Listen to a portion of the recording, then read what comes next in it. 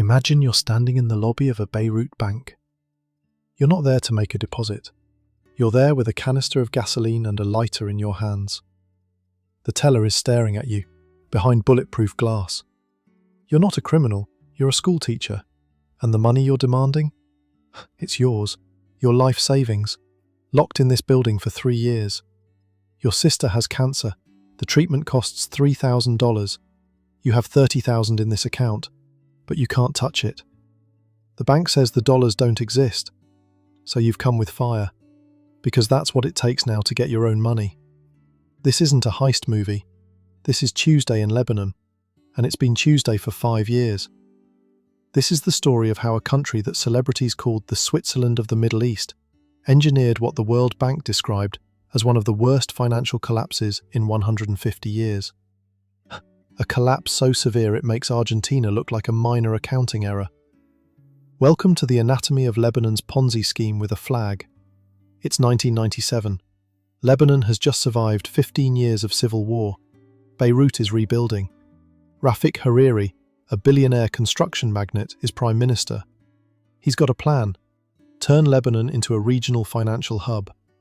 So in December 1997, Lebanon's central bank fixes the Lebanese lira to the US dollar at 1,507.5 to 1. Exactly. Not approximately. Exactly 1,507.5. It worked. For 22 years that peg held. Through financial engineering. Here's how. Lebanese banks offered insane interest rates. 5%, 7%, 10%. Just for depositing dollars. If you were Lebanese diaspora, and there were 880,000 of you scattered across the world, you could park your money in Beirut and watch it grow. It felt safe. It felt like wealth. It felt like Lebanon was back. The money poured in. Remittances from abroad averaged $6 to $7 billion every year. Wealthy Gulf investors bought Beirut real estate. The banking sector swelled. Cranes everywhere. Luxury apartments rising along the Mediterranean coast, international hotels opening their doors. Lebanon looked like a success story. But here's the catch. Lebanon didn't produce anything. Exports? Negligible. Manufacturing? Minimal.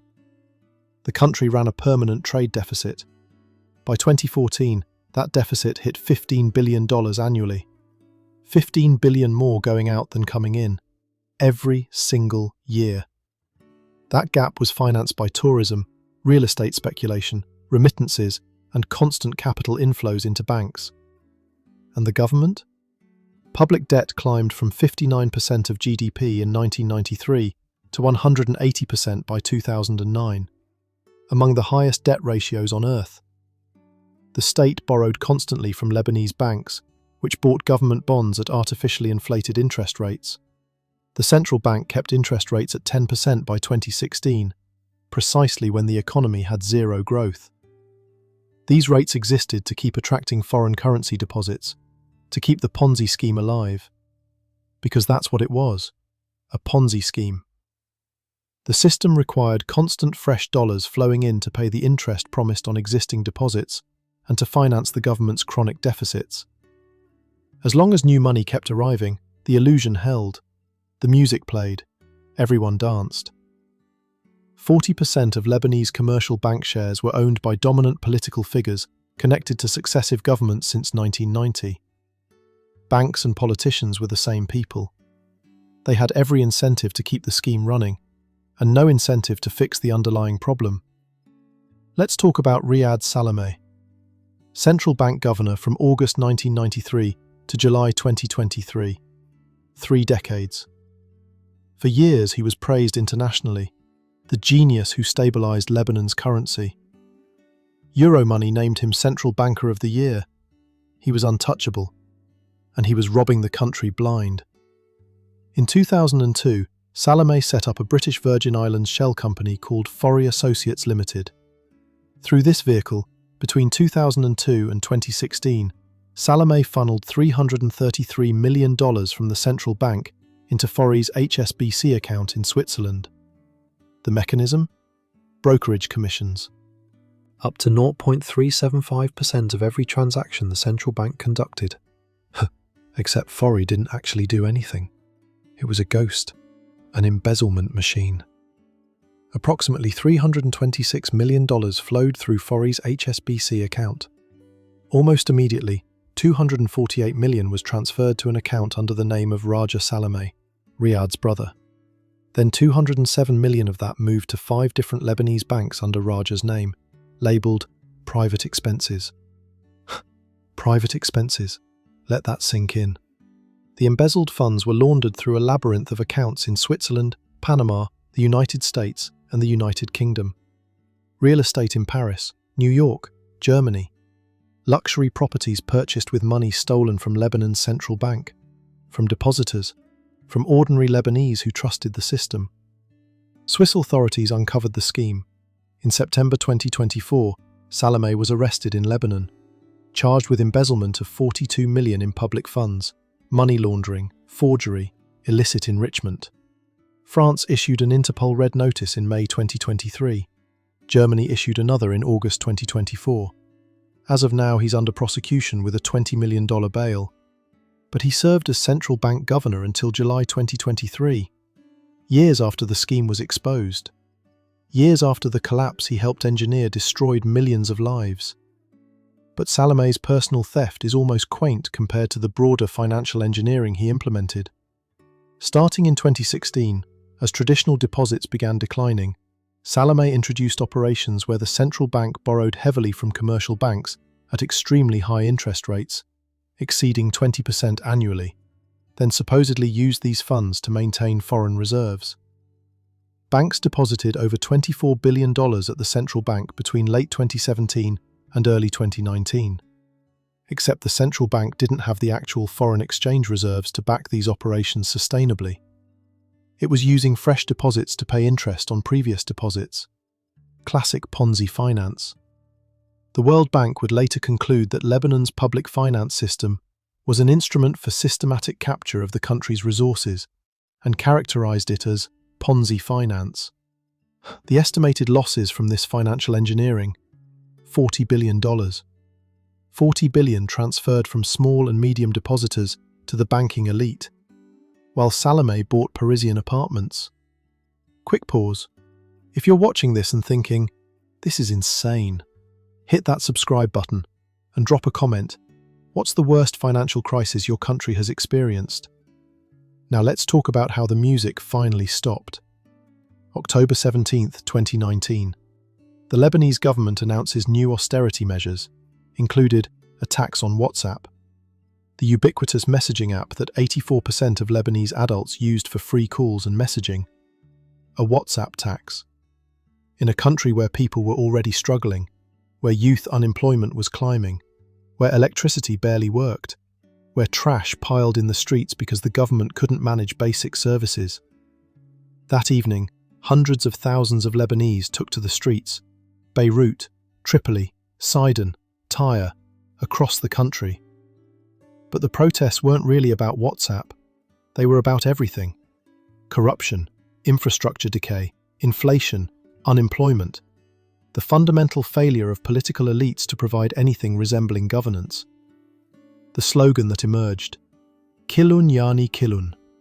All of them means all of them, referring to the entire political establishment, regardless of religious sect, regardless of faction.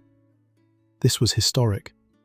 Lebanon's politics had been organized along sectarian lines for decades. But for 5 months, Lebanese citizens mobilized as a single constituency, unified against the ruling elite. Protesters stood in front of cameras describing their devastation, mothers unable to afford school fees, fathers weeping because they couldn't pay for their wives' cancer treatment. Prime Minister Saad Hariri resigned on October 29th, 12 days after the protests began.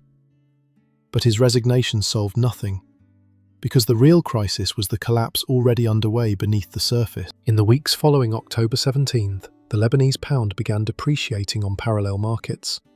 Traders recognized the peg was unsustainable. The central bank's foreign currency reserves had been declining sharply, down over $7.5 billion between their peak in February 2018 and May 2019. Capital was hemorrhaging, and to prevent a complete bank run that would definitively break the fixed exchange rate, Lebanese banks did something extraordinary. Without any legal framework, without official government authorization, on November 1st, 2019, Lebanese commercial banks unilaterally imposed severe restrictions on customer access to dollar-denominated deposits. Customers who had been promised they could withdraw their savings whenever desired suddenly couldn't. The banks established capital controls through administrative fiat. They essentially confiscated their customers' money. The central bank introduced multiple exchange rates, different rates for different categories of transactions, creating opportunities for corruption and arbitrage. Within weeks, the black market rate reached £1,600 per dollar, 6% weaker than the official 1,507.5 rate. That was just the beginning. A new term entered Lebanese vocabulary, the Lollar, a digital dollar stuck in a bank account, existing only on a screen, worth a fraction of real cash. Your life savings transformed into a phantom currency you couldn't touch. March 9, 2020. Lebanon defaults on its external debt for the first time in history. A $1.2 billion Eurobond reaches maturity. The government proves unable to pay. But that default was one point in a broader pattern. Between the beginning of 2020 and March, Lebanese banks systematically liquidated sovereign Eurobonds held on their balance sheets, selling them to foreign investors and vulture funds. Approximately 3.5 billion in Eurobonds sold at deeply discounted prices. This fire sale transferred Lebanese debt into the hands of foreign creditors with zero long-term stake in Lebanon's recovery. Entities whose primary interest was maximizing recovery through litigation. The banks shifted the burden to foreign parties, who would make any future debt restructuring infinitely harder. Then, 4 months after the sovereign default, on August 4, 2020, at 6:07 p.m., the Beirut port exploded. 2,750 tons of ammonium nitrate, stored in Warehouse 12 for 6 years without adequate safety measures. A fire ignited in the warehouse. The explosion released energy equivalent to 1.1 kilotons of TNT, roughly the same energy as the atomic bomb dropped on Hiroshima. It registered 3.3 on the Richter scale. It was felt in Syria, Israel, Cyprus, over 240 kilometers away. At least 218 people confirmed dead, over 7,000 injured, approximately 300,000 displaced. The blast crater, 124 meters in diameter, 43 meters deep. Homes as far as 10 kilometers away were damaged. 3 hospitals completely destroyed, 3 more severely damaged. That's 500 hospital beds lost. Precisely when Lebanon was beginning to confront COVID-19.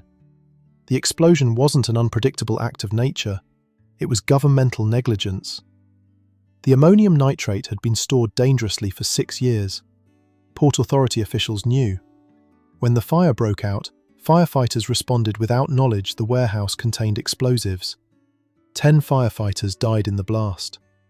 And the state, having frozen citizens' bank deposits, lacked financial capacity to organize an effective emergency response. The World Bank would characterize this as deliberate depression. The Lebanese state had been deliberately hollowed out by elite capture of resources. When emergency struck, there was nothing left to respond with. Then COVID-19 arrived. Hospitals partially destroyed by the blast, now expected to handle pandemic surges. The pandemic coincided with peak financial crisis, currency depreciating rapidly, import capacity collapsing, fuel shortages acute, all directly impairing healthcare system function. The World Bank noted these represented a genuinely unprecedented concatenation of shocks. The economic crisis, port explosion, and COVID-19 pandemic, transforming what might have been recoverable into complete state collapse. Let's talk about what happened to the Lebanese pound. From November 2019 onward, the currency didn't just depreciate, it disintegrated. The official rate remained £1,507.5 per dollar through 2019 and into 2020. But that official rate was fiction. On black markets, the pound began falling immediately. By the end of 2019, just 6 weeks after capital controls, the black market rate hit 1,600 per dollar. 6% devaluation in 6 weeks. Then it accelerated.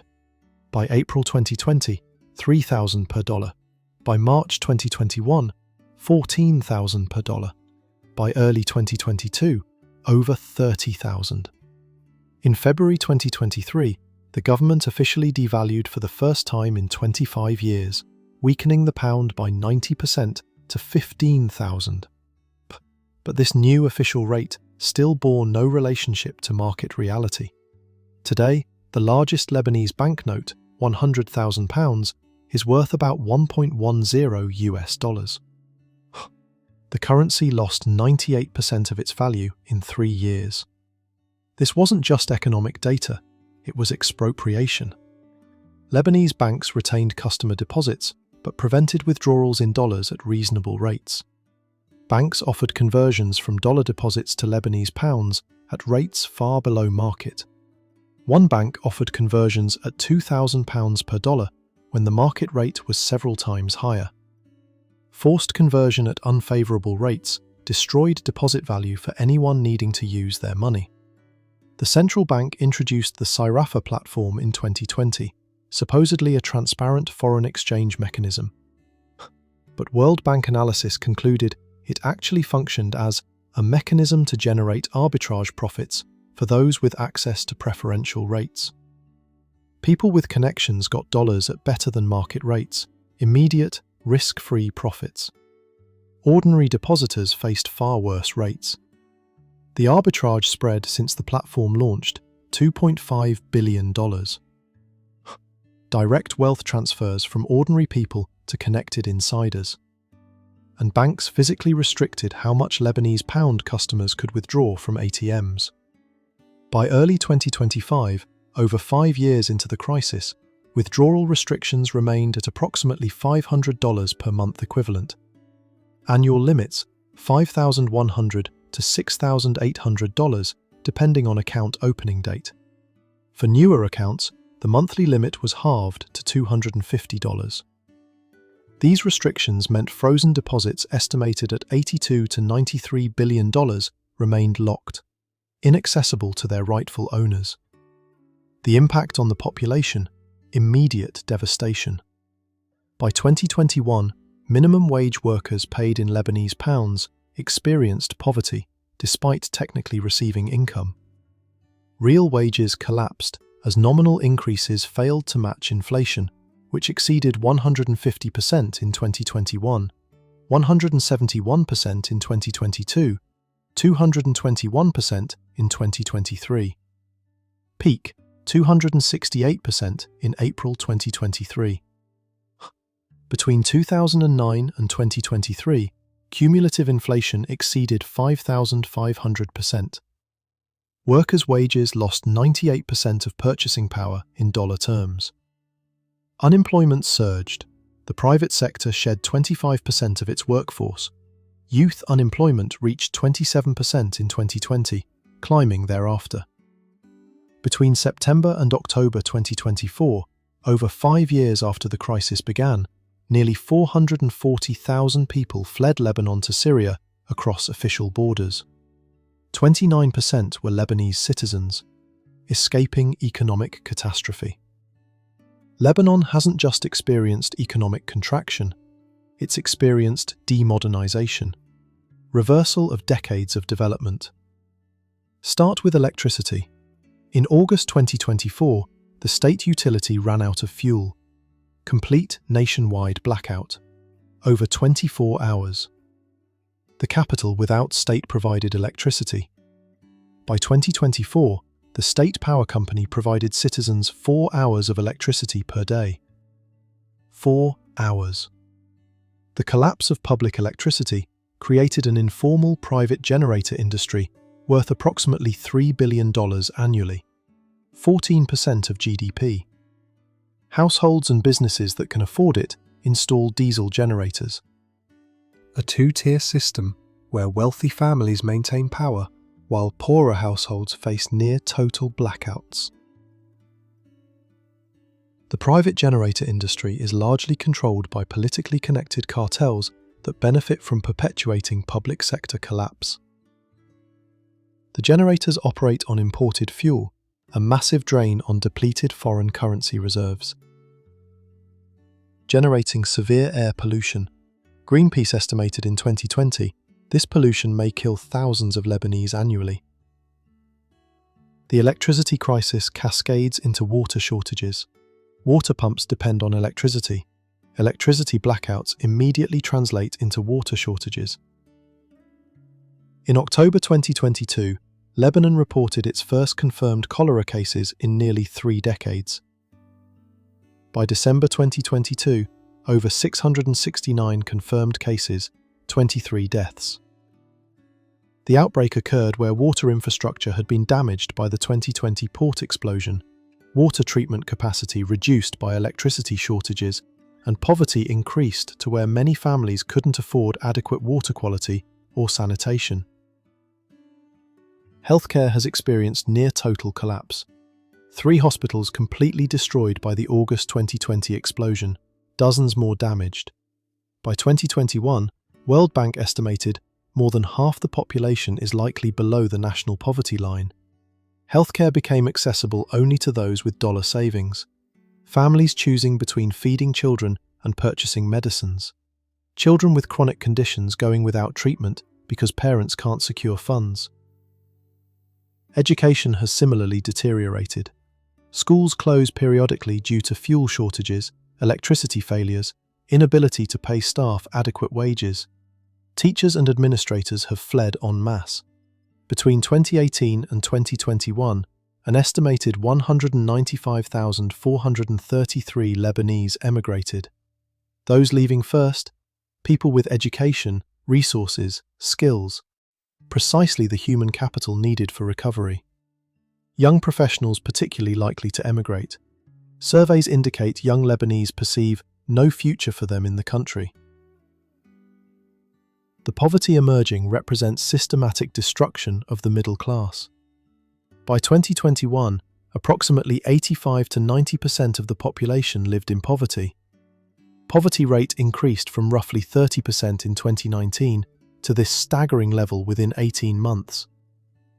GDP per capita collapsed from approximately $8,000 in 2018 to less than $3,000 by end of 2021.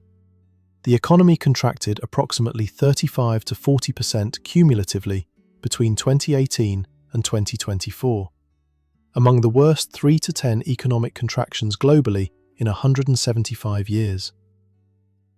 After Prime Minister Saad Hariri resigned on October 29, 2019, forming a new government proved extraordinarily difficult.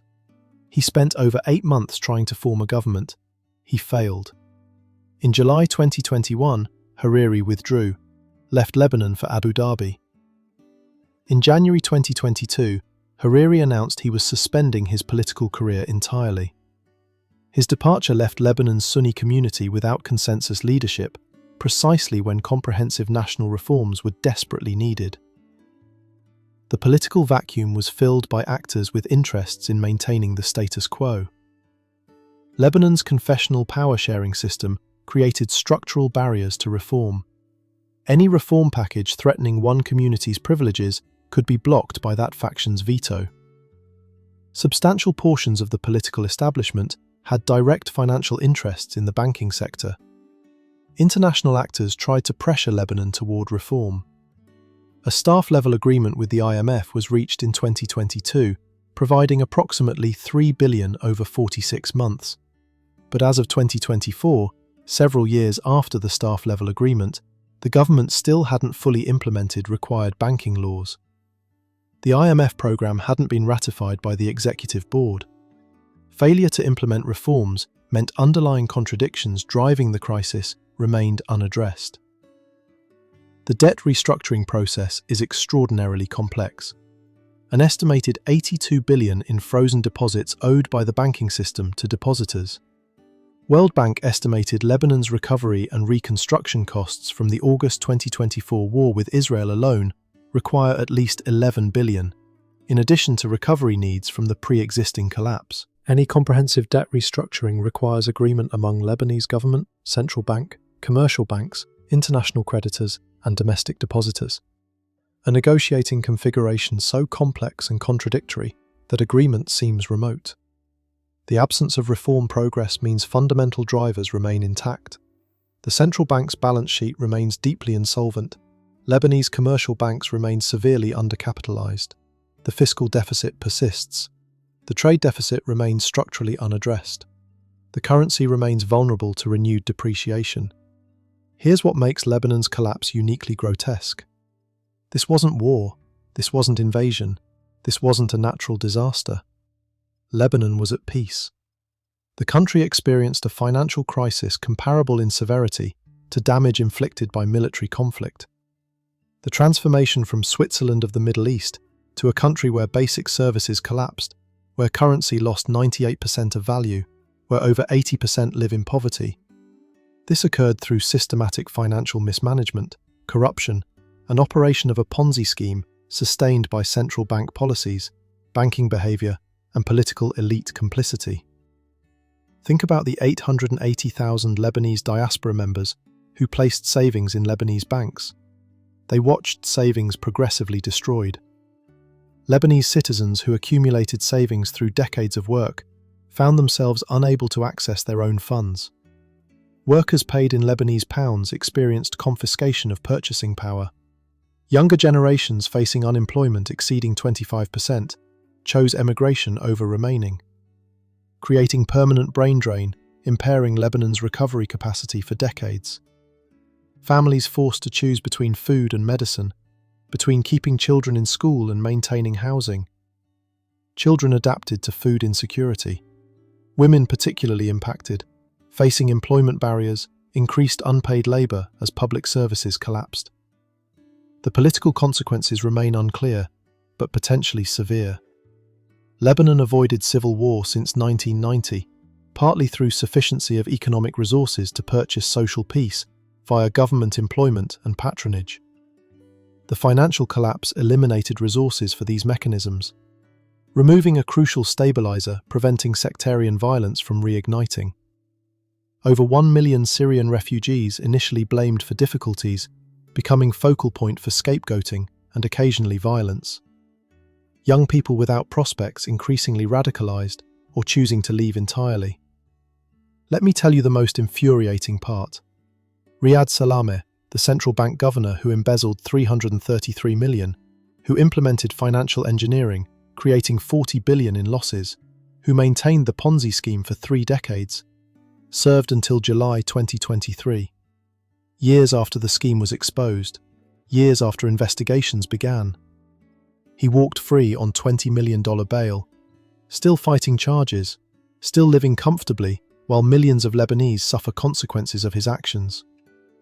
The banking elite that benefited from financial engineering, that imposed capital controls, that sold Eurobonds to vulture funds, that locked customers out of savings, they faced no meaningful accountability. They continue exercising substantial political influence. The result? Lebanon's financial system simultaneously a product of governmental corruption and a tool consolidating power and wealth for political elites. More than 5 years after October 2019 protests, Lebanon remains in acute crisis with no clear resolution. The population endures daily deprivations at levels characteristic of countries in active warfare. The middle class destroyed, professional workers emigrated en masse, state capacity to provide basic services collapsed to near zero. Yet political and financial elites responsible for catastrophe remain largely in power. Fundamental structures enabling capture of state resources for private gain remain intact. The real truth is this.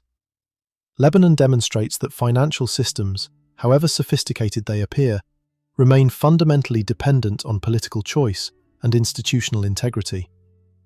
Lebanon's banking system wasn't destroyed by external shocks alone. It was destroyed by deliberate policy choices made by central bank officials, commercial bank leadership, political elites who prioritized interests of a narrow, wealthy class over stability of the entire system.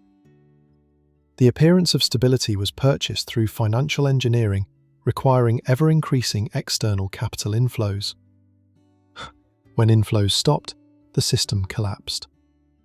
The response reflected not economic necessity, but choice to shield banking elite from failure consequences at cost of devastating the majority. Without comprehensive reform addressing underlying political economy of Lebanon's confessional system, banking's role in political power, mechanisms enabling public resource capture for private enrichment, Lebanon will remain locked in depression.